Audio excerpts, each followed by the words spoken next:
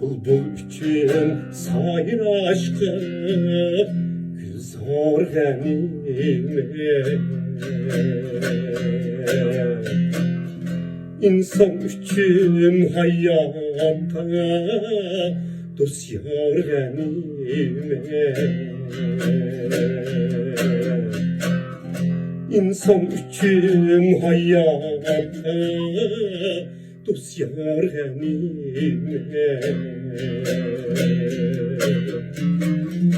Hoşallıkta cemlengen kömür sevgisi,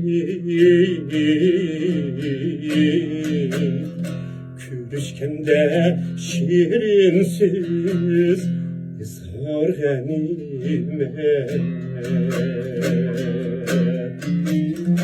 Hoşallıkta cemlengen kömür sevgisi,